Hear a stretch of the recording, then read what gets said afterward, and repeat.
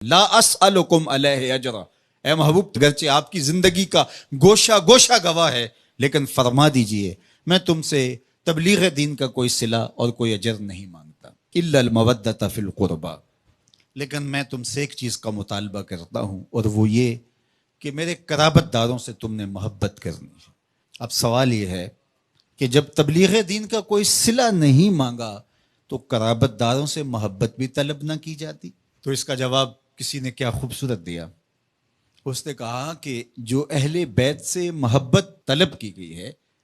یہ نبی کی یا اہل بیت نبوت کی ضرورت نہیں تھی، یہ بھی امت کی ضرورت تھی، اس لیے کہ اگر وہ اہل بیت سے محبت کر لیتے ہیں تو ان کے دین کی حفاظت ہوتی ہے۔ اور ارشاد فرمایا احب اللہ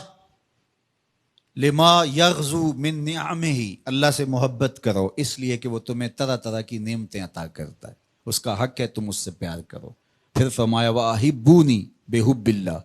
اور میرے سے پیار کرو میں تمہارے رب کا بھی محبوب ہوں۔ اور تیسری بات فرمائی وَأَحِبُّ أَهْلَ بَيْتِي لِحُبِّي،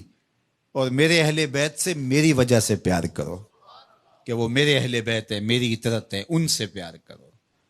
فرمایا میں تمہارے اندر دو بھاری چیزیں چھوڑ کے جا رہا ہوں، اس امت کو لاوارث چھوڑ کر نہیں گئے حضور، دو بھاری چیزیں چھوڑ کے جا رہا ہوں۔ اولہما، ان میں سے پہلی چیز کتاب اللہ، اللہ کی کتاب، فیہ الہدی والنور فخذوا بکتاب اللہ واستمسکوا بہ، فرمایا اللہ کی کتاب ہے جس میں ہدایت ہے، جس میں روشنی ہے، جس میں اجالے ہے، تمہاری زندگی کو اجال دے گی یہ کتاب، اس کو مضبوطی سے پکڑ لو، چھوڑنا نہیں۔ ابھارا، اس پہ ترغیب دی۔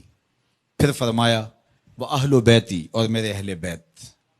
اور تین مرتبہ فرمایا اذکرکم اللہ فی اہل بیتی، اذکرکم اللہ فی اہل بیتی، اذکرکم اللہ فی اہل بیتی۔ صحیح مسلم کی روایت ہے، میں اپنے اہل بیت کے حوالے سے تمہیں اللہ سے ڈراتا ہوں، میرے اہل بیت کے معاملے میں کوتاہی کا ارتکاب نہ کرنا۔ اچھا میں آپ سے پوچھتا ہوں، جب قرآن مجید موجود ہے تو پھر کیا ضرورت تھی اہل بیت کے دامن کو تھامنے کی، تلقین کرنے کی؟ ایک سوال کھڑا ہوتا ہے، کیا کتاب ہماری ضرورتوں کی کفیل نہیں، ہمارے دکھوں کا مداوا نہیں، ہمارے درد کا درماں اور ہمارے امراض کا علاج نہیں؟ جب قرآن اتنا کافی ہے، اتنا وافی ہے، ضرورتوں کا اتنا کفیل ہے، تو پھر اہل بیت کے دامن کو تھامنے کی تلقین کیوں کی گئی؟ تو اس کا جواب یہ ہے، ایک ہوتا ہے علم، ایک ہوتی ہے اس کی عملی مشق، ایک ہوتی ہے تھیوری، ایک ہوتا ہے اس کا پریکٹیکل۔ اگر اسلام کی تھیوری دیکھنی ہے تو قرآن موجود ہے، اگر پریکٹیکل دیکھنا ہے تو کربلا کے تپتے ہوئے ریگزار میں حسین ابن علی کا کردار موجود ہے۔ دونوں کے دامن کو مضبوطی سے تھام لو، اور فرمایا کہ اگر تم ان دونوں کے دامن پکڑ لیتے ہو، میں محمد ضمانت دیتا ہوں صلی اللہ علیہ وسلم کہ تم گمراہ نہیں ہوگے۔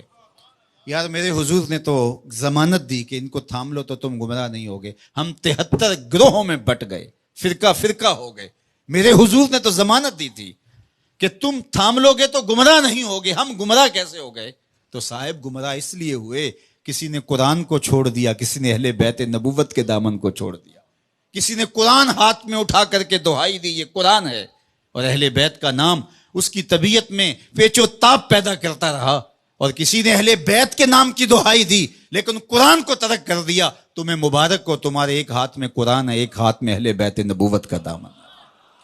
دونوں کے دامن کو تھام لو گے تو تم کامیاب اور بامراد ہوں گے۔ اور کہا یہ دونوں الگ بھی کبھی نہیں ہوں گے، تم دیکھ لو گے قرآن سینے کے اندر ہوگا، حسین سینے کے اوپر ہوگا، تم دیکھ لو گے کہ حسین کا سر نوکے نیزہ پہ ہوگا، قرآن وہاں بھی حسین سے جڑا ہوا دکھائی دے۔